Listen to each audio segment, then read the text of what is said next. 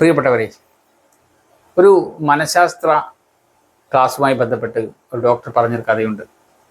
അതായത് ഇദ്ദേഹത്തിൻ്റെ class one by one ആയിട്ട് ഓരോ സ്ഥലത്ത് നടന്നുകൊണ്ടിരിക്കുകയാണ്. അദ്ദേഹം പറഞ്ഞത് ആത്മഹത്യകൾ ഏറ്റവും കൂടുതൽ ഉണ്ടാവുന്നത് പുലർച്ചെയാണ്.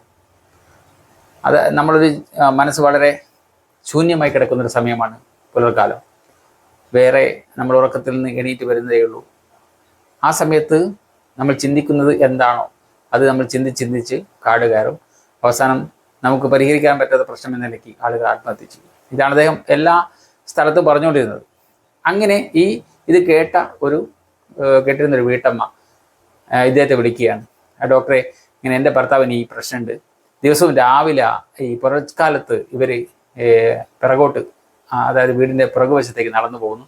അവിടെ ഒരു വലിയ പ്ലാവുണ്ട്, അതിൽ തൂങ്ങാനുള്ള പരിപാടിയാണ്. ഡോക്ടർ പറഞ്ഞപ്പോഴാണ് എനിക്കിത് ഓർമ്മ വന്നതെന്ന് ഡോക്ടറെ വിളിച്ചു പറയാം. നിങ്ങളൊന്ന് വീട്ടിലേക്ക് വരണം, ഒന്ന് എൻ്റെ കെട്ടിയോനൊന്ന് പറഞ്ഞൊന്ന് ഉപദേശിച്ചൊന്ന് റെഡിയാക്കണം എന്ന് പറയും. അപ്പോൾ അദ്ദേഹം പറഞ്ഞു, എൻ്റെ ക്യൂരിങ്ങിന് ഒരുപാട് ആളുണ്ട്, അപ്പോൾ അതുകൊണ്ട് നിങ്ങൾ ഒരു കാര്യം ചെയ്യും, നിങ്ങൾ അവരെ ഇങ്ങോട്ട് കൂട്ടിക്കൊണ്ടു പോവാ.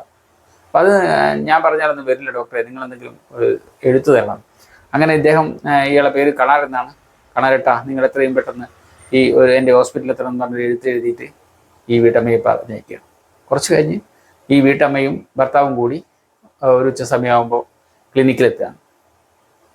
അപ്പോൾ ഡോക്ടർ ചോദിച്ചു, എന്താ കാണാരട്ടാ നിങ്ങളുടെ പ്രശ്നം? നിങ്ങളിങ്ങനെ വൈഫ് ഇങ്ങനെ പറയുന്നുണ്ടല്ലോ, നിങ്ങൾ ദിവസവും ഇങ്ങനെ എന്തോ ഒരു ആദി പിടിച്ച് വീടിൻ്റെ പിറകുവശത്തേക്ക് പോകുന്നു എന്ന് പറയുന്നുണ്ടല്ലോ. അപ്പോൾ അയാൾ പറഞ്ഞ മറുപടി, എൻ്റെ ഡോക്ടറെ, ഇവക്ക് എന്തെങ്കിലും വിവരമുണ്ടോ? ഇവളെന്തെങ്കിലും അറിയോ? എനിക്ക് ഒരു 4-5 ദിവസമായിട്ട് ഭയങ്കര വയറ്റിൽ വേദനയാണ്. ഞാൻ ആ സമയത്ത് ആണ് കക്കൂസിൽ പോകണമെന്ന് തോന്നുമ്പോൾ പിറകോട്ട് കിടന്നു പോയി, ഇവിടെ പോത്തുപോലെ കിടന്ന് ഉറങ്ങുന്നതുകൊണ്ട് ഇവൾ വിവരങ്ങളൊന്നും അറിയുന്നില്ല എന്നാണ് ഡോക്ടറോട് അദ്ദേഹം പറഞ്ഞത്. അതാണ്, നമ്മുടെ വീട്ടിലുള്ള ഒരാളുടെ പ്രശ്നങ്ങൾ പോലും മനസ്സിലാക്കാൻ നമുക്ക് സാധിക്കുന്നില്ല എന്നാണ്. ആത്മഹത്യയിൽ നിന്ന് ഒരാളെ രക്ഷിക്കുന്നത് പിന്നെയല്ലേ, അതുപോലും മനസ്സിലാക്കാൻ നമുക്ക് പറ്റുന്നില്ല എന്ന ഉദാഹരണമാണ് ഡോക്ടർ എന്ന് പറഞ്ഞു വെച്ചത്. ഞാനത് സന്ദർഭവശാൽ നിങ്ങളുടെ മനസ്സിലേക്ക് ചിന്തയിട്ടു എന്ന് മാത്രമേ ഉള്ളൂ. Good bye.